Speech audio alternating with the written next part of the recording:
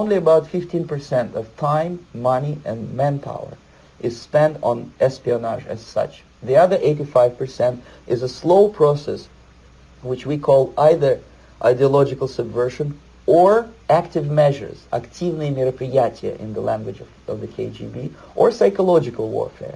What it basically means is to change the perception of reality of every American to such an extent that despite of the abundance of information, no one is able to come to sensible conclusions in the interests of defending themselves, their families, their community, and their country.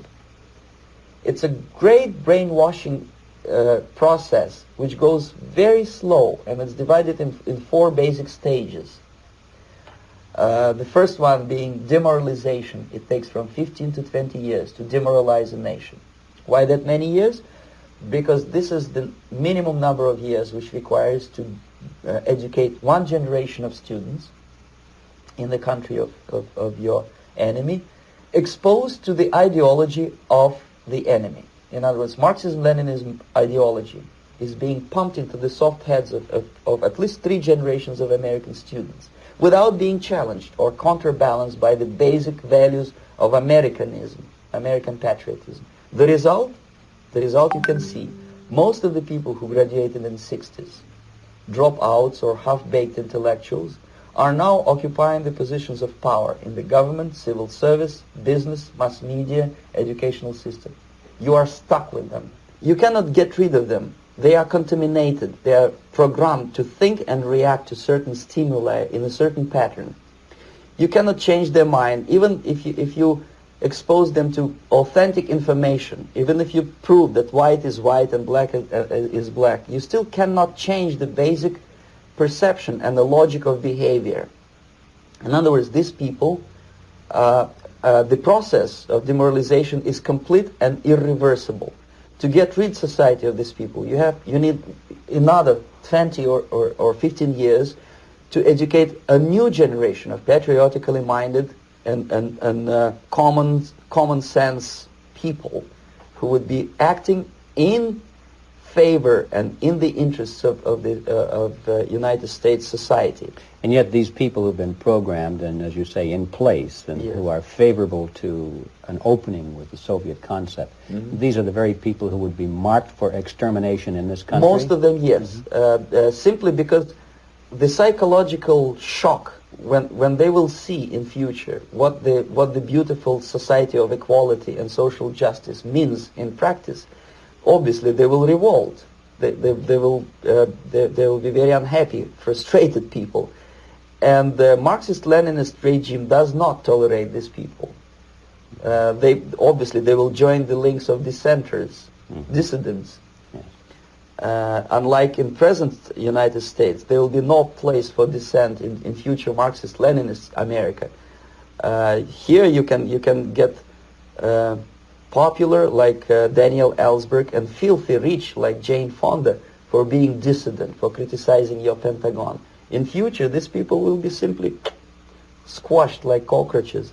Nobody is going to pay them nothing for their beautiful, noble ideas of equality. This they don't understand, and it will be the greatest shock for them, of course. The demoralization process in the United States is basically completed already. For the last 25 years. Actually, it's overfulfilled because demoralization now reaches such areas where previously not even Comrade Andropov and all his experts would even dream of such a tremendous success. Most of it is done by Americans to Americans, thanks to lack of moral standards. As I mentioned before, exposure to true information does not matter anymore. A person who was demoralized is unable to assess true information. The facts tell nothing to him. Even if I shower him with information, with authentic proof, with documents, with pictures, even if I take him by force to the Soviet Union and show him concentration camp, he will refuse to believe it until he is going to receive a kick in his fat bottom. When a military boot crashes his, then he will understand, but not before that. That's the tragic of the situation of demoralization. So basically America is stuck with demoralization, and unless, even if you start right now, here, this minute, you start educating new generation of Americans, it will still take you 15 to 20 years to turn the tide of ideological perception of reality back to normalcy and patriotism. The next stage is destabilization. This time, subverter does not care about your ideas and the patterns of your consumption. Whether you eat junk food and get fat and flabby, it doesn't matter anymore.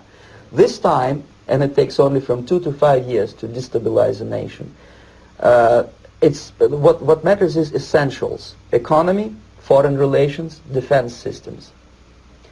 And you can see it quite clearly that in some areas, in such sensitive areas as defense and economy, the influence of Marxist-Leninist ideas in the United States is absolutely fantastic. I could never believe it 14 years ago when I landed in this part of the world that the process will go that fast. The next stage, of course, is crisis. It may take only up to 6 weeks to bring a country to the verge of crisis. You can see it in Central America now. And after crisis, with a violent change of power, structure, and economy, you have so-called the period of normalization. It may last indefinitely. Normalization is a cynical expression borrowed from Soviet propaganda. When the Soviet tanks moved into Czechoslovakia in '68, Comrade Brezhnev said, "Now the situation in brotherly Czechoslovakia is normalized." This is what will happen in the United States if you allow all these schmucks to bring the country to crisis, to promise people all kind of goodies and the paradise on earth, to destabilize